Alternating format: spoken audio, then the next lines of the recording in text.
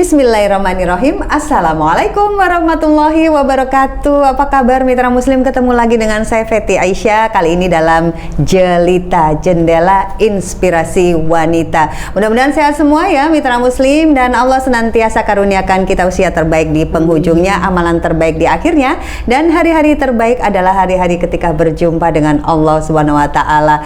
Saya hari ini kedatangan dua tamu istimewa, tapi saya mau sapa dulu. Yang pertama ada Teh Neneng Sri Mulyaniar. Beliau adalah pegiat parenting dan juga keluarga. Saya sapa dulu ya. Assalamualaikum warahmatullahi wabarakatuh. Waalaikumsalam warahmatullahi wabarakatuh. Alhamdulillah, ketemu lagi. Sehat, Alhamdulillah. baik? Alhamdulillah. Semangat sehat. Semangat ya. Di luar panas, hati tetap dingin. Tetap adem. Karena deket Mbak Feti. Masya Allah. Teh, beberapa waktu yang lalu kita sudah ketemuan ngobrol bareng di sini. Waktu itu tentang apa ya kita yang ngobrol ya? Pokoknya tentang keluarga. Bersih-bersih hati. Betul. Gitu ya. Berkaitan juga dengan bagaimana kita bisa mengenal diri ya, untuk kesehatan mental kita. Betul. Nah, kali ini kita mau bicara hal yang lebih spesifik lagi. Siap. Ini berkaitan juga dengan kesehatan mental nih. Ya, sangat. Dan hari ini mitra muslim, Teh Neneng juga mengajak sosok yang istimewa juga. Kita mau kenalan dulu. Siapa nih yang mau dikenalin ke mitra muslim? Silakan. Baik. Bismillahirrahmanirrahim. Masya Allah, tabarakallah. Tentunya saya sebelum memperkenalkan narasumber, saya berterima kasih sekali sudah hadir lagi di sini. Kita juga makasih. Teteh mau hadir. Ya, semoga kehadiran saya di sini mampu memberikan warna ya. Amin, amin. Keberkahan pada program Suara Muslim. Amin. Yang Insya Allah. Semakin hari semakin mencerahkan dan menyejukkan. Semakin hari terus menebarkan manfaat serta kebaikan bagi kita semua. Khususnya para bunda-bunda tentunya. Bunda-bunda pembelajar yang hebat dimanapun berada. Suara Muslim ini terus hadir menembus ruang dan waktu. Amin. Jujur ya Rabbal sih, alamin. saya pribadi merasa senang dengan hadirnya program Meja Bunda ya. Kita spesial jelitanya Meja Bunda, mitra muslim, karena yang di sini juga bunda-bunda semua. Betul. Bukan bundar ya. Jadi berasa nambah teman untuk berbagi, teman curhat, untuk kita saling sharing ya tentang apapun terkait kehidupan sehari-hari yang dialami di sekitar kita. Dengan menghadirkan para narasumber tentunya yang sudah ahli di bidangnya masing-masing. Nah, sebagai teman, sahabat, juga saudara, nih Meja Bunda ini hadir ya membahas dan mengupas berbagai problematika para bunda yang tak jarang nih menguras energi, air mata, bahkan mental kita. Nah, untuk itu yuk kita hadir utuh di sini. Hadir utuh, sadar penuh. Sadar penuh hari ini. Saat ini di sini di Meja Bunda untuk sharing bareng-bareng, menjaga kewarasan kita nih, menambah ilmu dan wawasan kita tentunya Mbak Feti. Bersama narasumber kita hari ini, beliau adalah seorang psikolog dan juga dosen psikolog dari Universitas Airlangga yang sudah tidak diragukan lagi. Masya Allah. Untuk masyarakat Jawa Timur nih, khususnya Surabaya Mbak Feti. Beliau adalah Dokter Dewi Retno Suminar yang berbinar-binar itu ya. Kabar baik, sehat ya Bu Dewi. Alhamdulillah juga. Ya. Sesuai namanya. Masya Allah. Sehat Suminar itu kan artinya bersinar ya. Iya. Masya Allah. Orang tua sih kayak gitu. Berarti pas banget mitra muslim, karena beliau wajahnya berseri-seri bersinar. Nah, hari ini mitra muslim kita mau bicara tentang salah satu yang barangkali terjadi juga di dalam keluarga-keluarga mitra muslim. Mudah-mudahan sih enggak ya, tapi kita juga enggak menutup mata bahwa ini banyak juga terjadi tentang kekerasan seksual ya. Kalau dulu kita pernah bahas tuh Bu Dewi tentang kekerasan dalam rumah tangga. Tapi kali ini lebih spesifik lagi tentang kekerasan seksual. Dan tema kita Teh dan juga Bu Dewi mitra muslim, berani bicara, berani membela diri. Masya Allah. Luar biasa. Karena kalau nggak speak up juga itu nggak akan tahu tahu gitu nggak ya. akan tahu. Betul. Ya, Bu Dewi, tentang kekerasan seksual itu yang Bu Dewi amati sendiri, semakin kesini semakin seperti apa sih, Bu? Jadi kalau misalnya di keluarga ya, di dalam hubungan antara suami istri, ada nggak kekerasan seksual? Ada gitu ya. Kemudian ada juga yang di kekerasan seksual antara om ke anaknya. Barusan aja kemarin juga saya lagi selesai mendampingi dan saya juga bisa melihat ya sedih juga luka gitu ya. Yang dirasakan oleh ya, karena banyak juga gitunya. Tapi sebenarnya yang harus diperhatikan adalah kita kalau di Muslim kan harus tahu ya bahwa wanita dan pria itu sama. Dia mempunyai kesempatan untuk berbicara. Dia punya kesempatan untuk mengungkapkan. Tapi dengan choice of word, memilih kata. Jadi tidak sekedar hanya ngomong, tapi juga ada pemilihan kata. Tetap menghargai, misalnya kalau dalam pasangan suami istri gitu ya. Maaf ini agak vulgar dikit lah gitu ya. Jadi ketika mereka mencapai suatu puncak itu harusnya harus bersamaan antara misalnya kadang-kadang kan enggak misalnya atau mungkin dia memaksakan ketika si istri tidak mau ada sesuatu karena capek karena apa. Jadi kalau di dalam konteks itu kekerasan seksual itu sudah masuk. Itu sudah masuk walaupun itu adalah suatu bentuk pelayanan yang harus dilakukan, tetapi dia harus melihat apakah kondisinya. Karena si Nabi pun juga akan melihat ketika Ibu Siti Aisyah misalnya dia lagi capek pun dia tidak akan melakukan itu gitu kan. Ada satu adab yang bisa kita belajar dari beliau gitu ya. Jadi ada sesuatu hal yang saat-saat tertentu yang memang harus dari dua belah pihak. Nah selama ini komunikasi lagi ya betul. Yang selama ini diyakini kadang-kadang mereka berpikir perempuan harus nurut terus gitu kan. Apapun yang dikatakan oleh si pria tidak. Dalam keluarga itu adalah kolegial bersama. Goal dalam keluarga itu adalah keputusan antara pria dan wanita. Ketika mereka membina keluarga, sebenarnya ya tujuannya bersama gitu ya. Bukan kemudian main sendiri, no. Atau misalnya satu hal, karena sebenarnya gini ya, ketika itu disebut sebagai kekerasan, itu adalah suatu relasi kuasa. Jadi yang satu lebih superior daripada yang ini. Nah, itu seringkali terjadi. Nah, agar itu bisa menjadi lebih baik, itu relasinya bukan relasi kuasa harusnya. Relasinya adalah relasi kolegial, relasi yang setara, relasi yang bersama-sama. Mereka membina keluarga bersama-sama, mengembangkan anak tujuannya untuk bersama-sama. Nah, itu yang harus Jadi goalnya harus ke sana. Nah, itu yang harus dilakukan. Masya Allah. Ini mungkin juga yang pernah kita bahas juga ya Teh ya, berkaitan tentang komunikasi.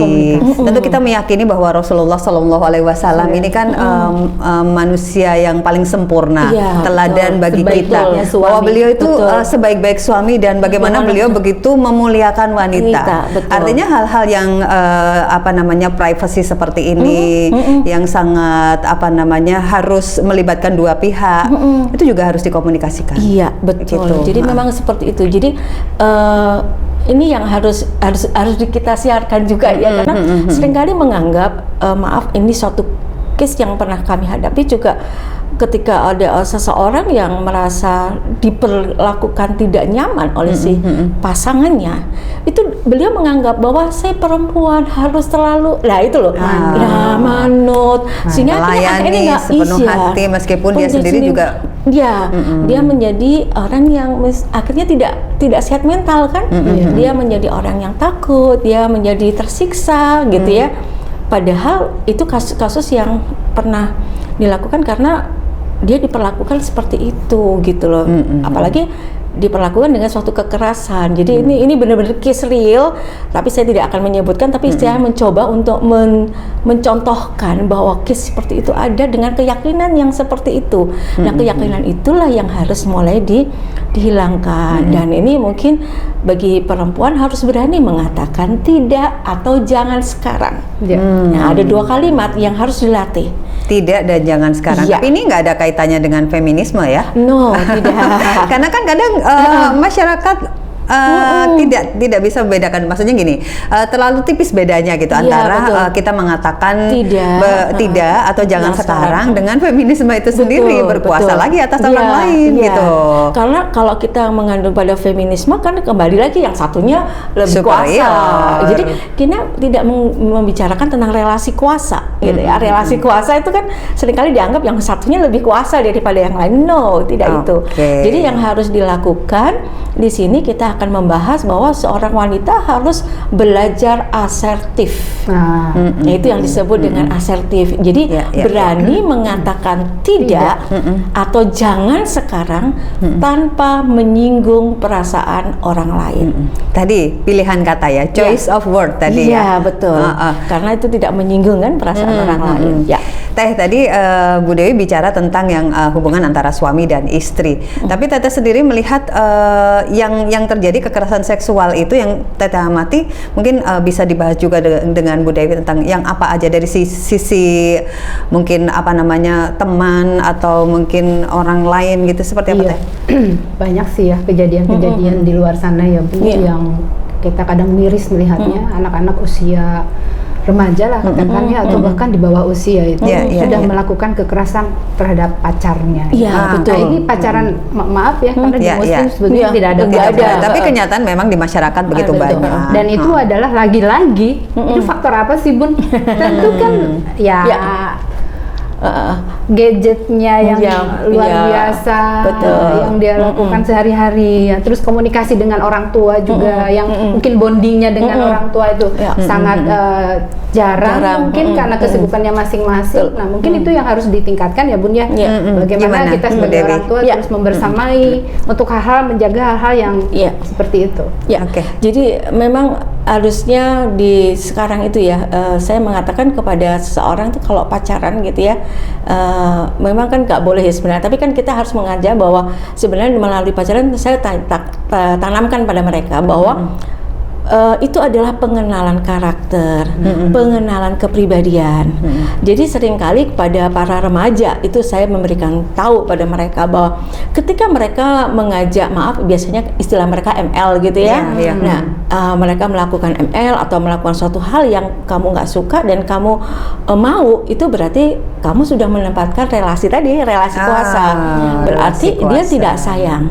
Justru disitulah letaknya Anda menguji kesabaran dia, ketangguhan dia, apakah dia benar-benar sayang pada kamu. Masya Allah. Gitu loh. Kalau sayang pasti dijaga ya. Pasti dijaga. Kalau mereka hanya membutuhkan sesuatu hal relasi yang misalnya kuasa tadi karena dia ingin menguasai kamu, menjadi milik saya, obsesif ya biasanya kan pacaran dimulai dari obsesifnya bahwa kamu ada milik saya. Gitu.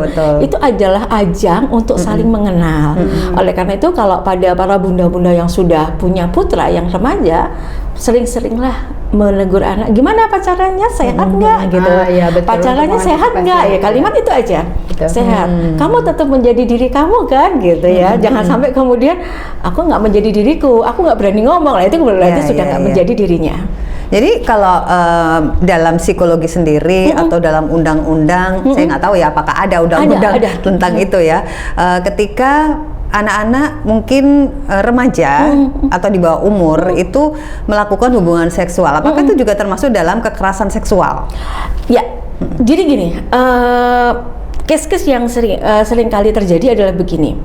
Mereka melakukan hubungan, kemudian suka sama suka pertamanya, tapi kemudian orang tuanya nggak suka, jadilah delik aduan kemudian menjadikan sebuah perkara di situ. Nah, itu bisa jadi. Nah, sebenarnya rentetan ini itu kan bisa dicegah kalau kita menanamkan pada anak-anak kita yang remaja untuk selalu melihat bahwa pacaran harus sehat gitu loh. Karena pacaran itu bukan untuk kamu coba-coba, tapi itu untuk mengenal kebiasaan orang itu, mengenal kepribadian itu. Jadi sering-seringlah bertanya. Kemudian kalau pergi berdua, sering-seringlah menjadi orang ketiga kalau perlu gitu. Kok ini ditunggu aja? Enggak apa-apa, Bunda lagi ada acara ke sana juga gitu. Sekalian siap-siap ikut ya. Teh, jadi orang ketiga. Jadi orang ketiga. Kalau ada adiknya, ini adik kasihan dong, tolong diantar sana gitu kan. Jadinya kan dia menjadi ada orang ketiga yang ada di situ. Karena kalau cuma berdua kan juga nggak bagus gitu ya. Gitu ya mitra muslim ya, sering-seringlah jadi orang ketiga ketika anak-anak kita yang namanya orang anak jatuh cinta itu nggak bisa dilawan, nggak bisa dihalangi. Iya, tetapi seperti yang kita tentu nilai yang kita pahami dalam Islam tidak ada yang namanya pacaran, tapi melarang mereka habis-habisan juga mungkin akan membuat mereka sembunyi-sembunyi dari kita. Kita pengen tahu juga ini Bu Dewi, Teh Neneng, tentang bagaimana media sosial begitu membombardir ya anak-anak kita dengan informasi yang kadang-kadang bikin kita sesak nafas gitu ya. Bagaimana misalnya mereka melakukan kekerasan direkam, kemudian banyak sekali yang ngeri gitu ya. Nah itu nanti kita akan bahas di sesi yang berikutnya mitra muslim, dan stay tune ya di Jelita, Jendela Inspirasi Wanita spesial Meja Bunda.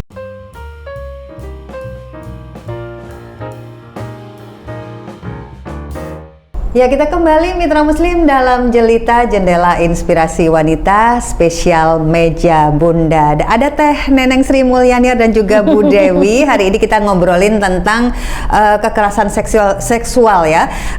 Kalau tadi di awal bisa terjadi antara suami kepada istri, atau mungkin sebaliknya bisa nggak sih? Ya, bisa aja, bisa ya. Dan juga kita yang bikin kita miris juga Bu Dewi, Teh Neneng ini kepada yang di kalangan anak-anak remaja, ketika mereka dekat, pacaran istilah anak sekarang. Nah, sosial media luar biasa ya Bu Dewi. Sosial media luar biasa, kita dibombardir dengan informasi-informasi yang kadang bikin kita sesak nafas gitu ya, bikin kita nggak percaya kok bisa anak-anak seperti itu gitu. Nah ini apakah sudah menjadi apa istilahnya penyakit masyarakat atau apa yang sebenarnya terjadi ini Bu Dewi? Jadi sebenarnya ambang ya, itu namanya istilahnya ambang seseorang terhadap sesuatu yang dia lihat gitu ya. Jadi memang kami sarankan gitu ya, memang ini kepada pemerintah lagi ya, bahwa memang harus kanal-kanal yang mengandung hal-hal yang negatif harusnya tidak mudah diakses ya, tidak mudah diakses gitu ya. Itu yang harusnya difilter dulu gitu loh. Ya, tapi kan kita nggak bisa ya, karena sekarang sudah terpapar mereka. Ketika udah terpapar berarti ambangnya kan sudah mulai kayak gitu biasa. Mereka melihat hal yang menurut kita itu sangat menakutkan, bagi mereka menjadi biasa. Ada satu hal yang mungkin bisa diberikan adalah bagaimana, satu, memang mungkin sudah pernah dibahas bahwa itu adalah two-way communication. Komunikasi dua arah itu harus tetap ada, hidup di dalam keluarga. Walaupun sudah ada sosmed, tetap sosmed itu dipakai juga untuk misalnya membuat WA group atau apalah, sosial media apa yang bisa dibuat dengan grup. Nah, itu kan menjadikan komunikasi tetap jalan gitu ya. Kemudian jangan sampai yang terjadi kan kalau misalnya ada WA, maaf saya untuk nggak apa-apa ya menyebutnya, misalnya WhatsApp grup gitu ya, misalnya mereka biasanya si ayah ini biasanya gini ya cuma gitu aja. Nah, ini nggak boleh. Sekarang orang tua sekarang dia harus memperlakukan grup itu menjadi suatu sarana untuk berkomunikasi. Benar-benar jadi media komunikasi kita gitu bukan ya. Bukan hanya sekedar menjawab Y dan T gitu atau gitu ya, atau yup gitu aja ya, bukan seperti ya. Jadi itu yang harus mulai dibiasakan. Olok-olok pun boleh di WA group itu boleh, ngobrol kayak ngobrol biasa, karena memang bagaimana mindset otak kita yang harus mulai berubah, bahwa kita adalah sekarang sudah sosmed, kita nggak bisa membendung lagi. Nah kalau udah kayak gitu kan komunikasi kan menjadi jalan. Mereka sudah terbiasa untuk berkomunikasi di WA group. Ketika mereka ketemu dengan secara misalnya offline gitu ya, nggak secara online tadi, itu mereka menjadi lebih terbiasa juga mengkomunikasikan. Nah itu yang sering kali terjadi. Kemudian yang berikutnya adalah nalar. Ini yang saya sering kali memang ketika mereka dengan sosial media itu kan instan ya, cepat, reaksinya cepat, kayak A B. Betul. Sebenarnya proses kognisi seorang anak, kognisi remaja ini harus kita ajarkan tentang nalar. Nalar itu adalah merenungkan dulu, mencoba melihat perspektif orang lain. Ini yang kadang-kadang mereka belum belajar, karena memang reaksinya kalau dengan sosial media kan langsung.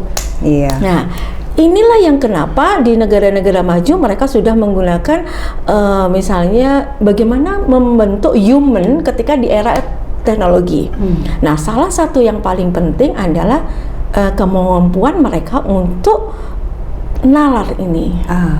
Kemampuan nalar. Jadi misalnya seorang anak mengatakan, misal, aku mau gini. Oke, menurut kamu kalau kayak gitu apa yang terjadi? Nah, dia kan berpikir. Nah, ini yang seringkali memang tidak diajarkan. Sekolah pun tidak pernah mengajarkan tentang hal itu, karena pokoknya A, B, why misalnya. Ketika mereka sholat harus sholat, bukan why aku sholat, untuk apa aku sholat, sehingga mereka memaknai sholat itu tidak sekedar sholat aja, sebuah kewajiban yang nggak ada maksudnya, bukan, gitu. Tetapi ada makna di situ, bahwa saya mengucapkan terima kasih pada Allah dalam 5 waktuku, biar aku tidak lagi tuh mana-mana itu yang mungkin perlu diajarkan. Jadi nalarnya mereka harus tahu itu sih. Gitu. Kalau Teh Neneng ini kan anak mulai remaja nih, PR-nya mulai banyak nih. Ya, setiap fase mesti ada. Iya. Kalau saya ini nenek soalnya. Bicara tentang kekerasan seksual, kekerasan seksual itu kan bisa mungkin kita masuk ke dari sisi pendidikan juga ya Teh ya, untuk mencegah, untuk preventifnya. Tapi juga ketika itu sudah terjadi harus kita lakukan yang namanya kuratif, bahkan rehabilitasi gitu ya. Nah, kalau Teh Neneng sendiri gimana nih Teh untuk pendidikan supaya anak itu tercegah dari kejadian kekerasan seksual itu? Ya, tentunya saya sejak dini membiasakan anak, betul tadi kata Bunda Dewi bahwa anak-anak itu harus dibiasakan komunikasi dengan orang tua, dibiasakan kita ngobrol, apapun itu. Kebetulan kita nggak punya WhatsApp grup, jadi otomatis jadi memang awalnya aja dari rumah dulu ya, dari rumah dulu gitu ya. Jadi saya cerita apapun tentang dia mau sekolah setelah SD mau kemana, konsep dirinya kita bangun, kemudian ya tadi untuk membiasakan dia berani bicara dan berani membela diri itu untuk hal-hal yang sekecil apapun. Kenapa berani bicara? Karena memang sesuatu yang mungkin saja tujuannya ayahnya A, anaknya tahunya B, itu kan perlu dikomunikasikan. Iya, nah, betul. Karena rumah tangga itu 70% kan komunikasi ya Bu. 30-nya apa? 30-nya ya hal-hal yang lain lah. Nah, tentu sangat-sangat penting juga diajarkan sejak dini bahwa dari ujung rambut sampai ujung kaki itu adalah milikmu yang harus kamu jaga, karena Allah itu memberikan kita ini yang harus kita jaga segala sesuatunya. Jadi sex education juga sangat penting ya. Jadi dimulai dari rumah ya pastinya ya. Betul. Nah, kalau di bidang psikologi sendiri lebih banyak juga nangani anak-anak yang memang sudah mengalami hal itu. Itu kan sebuah sebuah kejadian yang sangat berat gitu ya untuk anak-anak. Kalau dari sisi psikologinya seperti apa yang harus ditanamkan? Ketika itu sudah terjadi. Ketika sudah terjadi, yang seperti kemarin salah satu yang kami lakukan adalah membentuk resilience ya. Mereka harus menjadi manusia yang lebih kuat dengan kondisi itu. Biasanya kami mencoba mengajak mereka untuk mengenali emosi mereka. Karena seorang anak itu kalau dia sudah mengenali emosinya, mereka tahu apa yang harus dilakukan. Kejadian kemarin itu membuat saya malu. Maka dari malu itu apa yang harus aku lakukan dengan malu itu? Kalau kejadian kemarin membuat aku takut untuk ketemu orang, ya apa yang membuat aku harus tidak takut untuk ketemu orang? Jadi dia ajak identifikasi perasaannya. Kadang-kadang kita lupa judulnya kok, ini rasa apa ini marah, kecewa gitu. Nah, jadi sebenarnya pengenalan emosi itu mulai anak usia dini harusnya. Oleh karena itu, kenapa di bunda-bunda PAUD itu sebaiknya memang mengajarkan emosi. Misalnya hari ini aku emosinya apa? Jadi dia masuk kelas itu dia sudah ada cantelan emoticon itu yang bisa aku hari lagi ini gini. Kamu lagi gimana? Lagi happy, lagi marah. Lagi ini. Nah, guru itu harus ketika awal itu ditanya, ketika melihat ini mereka nggak happy, wah kenapa kamu nggak happy? Itu iya tadi aku mau bawa makanan ini katanya mama nggak boleh lah. Berarti kan dia belum Kemudian kira-kira kamu mencoba tahu nggak kenapa mama kamu nggak mau kamu bawain? Iya, gigiku sakit, jadi aku nggak boleh. Jadi kan paham kan? Oke. Jadi kayak gitu harusnya memang. Dia harus sejak dini pengenalan emosi itu, sehingga ketika dia mengalami sesuatu hal, dia akan sudah tahu. Itu yang untuk kuratifnya. Kemudian memang harus dialihkan pada aktivitas-aktivitas yang lain, karena pada penyintas untuk kegiatan yang kekerasan itu kadang-kadang kalau dia diem kan terbayang lagi. Jadi kita biasanya menyibukkan dia pada aktivitas yang membuat dia tidak teringat pada itu. Seperti apa itu, Bu? Misalnya dia suka menggambar, ya kita buat gambar, karena sebenarnya ketika anak itu melukis itu adalah bagian daripada katarsis dia. Emosinya keluar. Dia biasa melukis itu, atau dia suka mengarang, ceritakan buat ngarang. Kalau dia suka puisi, buat aja tulisan puisi. Jadi itu menjadi mereka untuk mencoba menuangkan, karena sebenarnya kan nyesek ya itu ya. Jadi suatu perasaan yang emosional yang sangat kuat di dalamnya. Dia butuh saluran untuk dikeluarkan. Nah, dengan aktivitas menulis, menggambar, mengarang, itu kan keluar dikit-dikit emosinya dia keluar, emosinya dia, kemudian di gambarannya sudah nah lama-lama dia menjadi lebih berkurang lah tekanan dalam dirinya. Sebelum jeda mungkin kita agak mundur sedikit lagi tentang kekerasan seksual itu. Kalau dari sisi psikologi, apa saja sih yang menjadi apa aja? Apakah pelecehan seksual itu termasuk dari kekerasan seksual, pemerkosaan? Mohon maaf ya itu ya. Apakah termasuk dari kekerasan seksual juga seperti apa kalau mungkin verbal sebenarnya pelecehan seksual itu kita melihat bahwa itu adalah sexual harassment ya. Jadi suatu hal yang jadi gini, itu relasi yang tidak menyenangkan bagi pihak yang lain. Itu sudah dianggap sebagai sebuah pelecehan. Relasi kuasa tadi ya. Ya, maksudnya relasi tidak apapun. Misalnya kayak satu contoh. Sebenarnya kalau mau dilihat ya, mungkin di Indonesia masih belum ya. Kalau di luar itu kalau misalnya body shaming gitu. Body shaming. Pantat kamu gini, ini sudah maaf ya, ini sudah pelecehan. Itu sudah pelecehan. Kadang-kadang guyonan sama orang itu kadang-kadang hal yang seperti itu dianggap biasa gitu. Sesuatu yang lucu. Tapi gitu ya. itu adalah sudah masuk kategori padahal itu tidak lucu sama sekali. Tidak lucu sama sekali. Bercanda, enggak lucu. Iya, benar. Itu jadi yang hati-hati itu gitu ya. pelecehan gitu. Itu jadi yang tidak menyenangkan bagi orang yang menerimanya itu sudah tapi kadang-kadang pun orang yang menerima yang satu dengan yang lain berbeda ya. Misalkan cuma di sweet yang merasa tuh dilecehkan gitu. Ada yang biasa-biasa aja. Nah, itu kan artinya relasi yang membuat tidak suka. Kalau dia suka ya biarkan aja. Dia menganggap itu bukan kategori sebagai pelecehan. Tapi sebenarnya pelecehan itu sudah ada batas-batasnya, termasuk dan tidak di sweet kemudian mengarah pada body shaming tadi, kemudian menepuk, merangkul yang dia tidak suka. Itu sudah kategori. Misalnya di kantor misalnya ada yang relasi yang kayak gitu, so akrab gitu ya. So akrab kemudian nah itu juga nggak boleh gitu ya. Orangnya dulu. Oleh karena itu kita yang masih bisa toleran untuk hal yang kayak gitu ya. Tapi kalau di luar itu sudah batas itu. Tapi kita sebenarnya maaf ya ini saya mau ngomong institusi, di UNER kami sudah diajarin itu tentang itu. Jadi ada skala-skala itu yang memang sebenarnya kalau orang satunya tidak suka itu sudah termasuk pelecehan. Agar tidak menjadi bom waktu di suatu saat gitu ya. Iya, betul. Jadi lebih baik memang kita hindari dari hal yang paling sepele dulu gitu ya. Betul. Sepele dalam tanda kutip ya. Kadang-kadang itu tidak sepele juga buat orang lain gitu ya. Betul. Oke, kita masih punya satu sesi lagi, sesi seru-seruan bareng Teh Neneng dan juga Bu Dewi. Tetap dalam Jelita Jendela Inspirasi Wanita.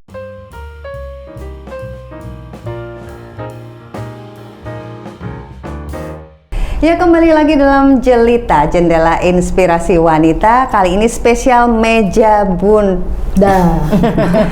Kali ini spesial meja bunda ya, Mitra Muslim. Saya Feti Aisyah bersama Anda dan ada Teh Neneng, kemudian juga Bu Dewi. Dan hari ini kita bicara tentang bagaimana kita bisa mengajarkan kepada siapapun, kepada anak-anak, kepada kita sendiri, kepada keluarga kita untuk berani berbicara ketika ada yang namanya kekerasan seksual ini. Berani membela diri juga ya Bu Dewi ya. Betul. Baik, tadi sudah banyak ngobrol dengan beliau berdua, seru banget, senang ya. Tapi kali ini kita mau lebih seru-seruan lagi. Oh gitu. Oke. Saya punya beberapa pertanyaan tapi harus dijawab dengan cepat. Oh gitu. Itu, kan Bu Dokter nih. Benda mah kecil lah. Oh my Kecil God, lah. my God, my God. Saya harus bismillah. Bantu hamba ya Allah. Cepat dan selamat gitu ya. Jadi selamat. Kadang-kadang kalau cepat jadi nggak selamat Oh, ya. gitu. Oke. Yakin bisa. Untuk Bu Dewi. Sekarang yang pertanyaan pertama. 3 kata untuk perempuan tangguh. Berani bicara, menjaga sikap, tegas.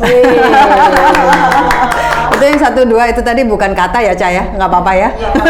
Oh ya. Oh, oke. Aman. Oke. Tetap selamat Oh, gitu tetap ya. selamat, tegasnya itu. Oke. Tegas. Teh Neneng ada yang mau ditanyakan untuk 3 katanya? Selanjutnya mungkin Teh Neneng? Enggak. Oke, lanjut saya ya. 3 kata untuk berani bicara. 3 kata untuk berani bicara. Ayo. 3 kata untuk berani bicara. Percaya diri. Percaya diri. Apalagi ya? Sebentar. Percaya diri. Hargai diri.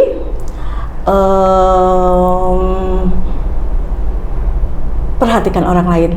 Oke, percaya diri, empati. percaya diri, hargai diri, empati. Itu dalam banget itu. Ya.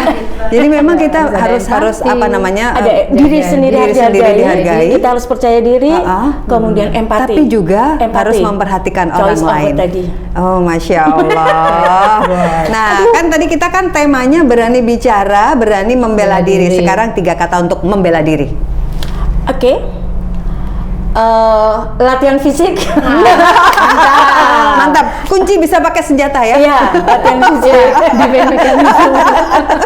Latihan fisik. Kata tegas. Perhatikan busana. Karena harus hati-hati itu. Ini kelihatannya sepele tapi penting banget. Iya, itu yang penting Itu yang kadang-kadang dia nggak bisa membela diri karena busananya memang tidak sulit sekali untuk dilindungi ya. Betul. Oke, 2 pertanyaan lagi ya. Oh my God, masih ada. 3 kata untuk lawan kekerasan seksual pada wanita. Tegas. Asertif. Tegas. Saya tetap ya. Ya. Olah fisik harus ada. Tetap harus Tetap latihan ya. latihan fisik. Karena kalau dia nggak punya tahu cara-cara hal yang berkaitan dengan fisik, karena kadang-kadang dia nggak berani ngomong, tapi kalau dia tahu caranya Berani untuk melawan. Gitu. Iya. Karena itu memang kenapa teknik dasar ya. Maaf ini kalau misalnya kita tahu kelemahan pria itu apa, diletakkan di mana, dia harus tahu itu. Itu pernah memang kita belajar itu juga ya. Woman self defense kalau nggak salah ya. Iya. Satu lagi sekarang. Nah, kalau Jelita ini kan jendela inspirasi wanita, Bu Dewi, dan Teh Neneng juga mitra Muslim. Nah, menurut Bu Dewi, apa kata yang paling tepat, 3 kata lagi ya, tentang wanita yang menginspirasi? Be yourself. Jadilah diri Anda sendiri, karena kalau menjadi orang lain nggak bisa menginspirasi, gitu ya. Iya. Kemudian yang kedua, bisa menginspirasi adalah jangan takut untuk sharing. Karena kadang-kadang orang tidak tahu kalau kita itu bisa menginspirasi orang kalau kita hanya diem aja. Ya, pakai kebatinan kita nih. Harus speak up ya. Iya, harus berbicara. Satu lagi. Kemudian yang ketiga, biasanya selain berbicara adalah tingkah laku. Jadi seorang wanita bisa menginspirasi kalau dia dalam berperilakunya menjalankan perannya itu hal yang pas gitu ya. Jadi kadang-kadang kita terinspirasi, oh itu lo ibu itu lo ya bagus banget jadi seorang ibu, anak-anaknya begini karena perannya gitu ya. Menginspirasi kita karena perannya ada. Dan di sini menginspirasi. Masya Allah. Terima kasih banget Teh sudah mengundang Bu Dewi. Tapi saya pengen tanya kepada Teh Neneng satu saja. Selain ibu, siapa wanita yang menginspirasi buat Teh Neneng? Wanita yang menginspirasi. Iya. Bunda Khadijah. Bunda Khadijah, Masya Allah. Berarti harus dengerin ini suara Muslim. Luar biasa. Itu panjang banget ceritanya nanti ya, harus didengerin ya. Beliau itu adalah the true love story of Muhammad. Ya, Masya Allah, Masya Allah. Ini seperti beliau. Masya Allah, amin, amin. Paling nggak sedikit lah ya kita niru ya. Mudah-mudahan ya. Terima kasih banyak Bu Dewi, inspirasinya hari ini juga edukasi juga buat kita. Pastinya ya Teh ya. Terima kasih, mudah-mudahan berkah selalu, sehat selalu. Amin, amin ya Rabbal alamin. Bu Dewi dan Nanang juga. Jangan bosan untuk datang ke sini membawa tamu-tamu istimewa seperti Bu Dewi dalam meja Bunda. Sehat selalu. Assalamualaikum warahmatullahi wabarakatuh. Waalaikumsalam warahmatullahi wabarakatuh. Masya Allah mitra muslim, alhamdulillah hari ini lagi-lagi kita mendapatkan inspirasi dan juga edukasi kali ini tentang bagaimana berani bicara dan berani melawan ketika ada kekerasan seksual. Mudah-mudahan Allah Subhanahu wa taala senantiasa lindungi kita semua. Saya Feti Aisyah pamit undur diri bersama Elsa Khairunisa, produser Jelita Jendela Inspirasi Wanita, dan ada Muhammad Afi, videografer di Jelita hari ini. Terima kasih sekali lagi. Subhanakallahumma wa bihamdika nasyhadu alla ilaha illa anta nastaghfiruka wa natubu ilaik. Maha suci Engkau ya Allah, dan dengan memujimu kami bersaksi tiada Tuhan yang berhak diibadahi selain Engkau. Kami memohon ampun dan bertaubat kepadamu. Wassalamualaikum warahmatullahi wabarakatuh. Waalaikumsalam.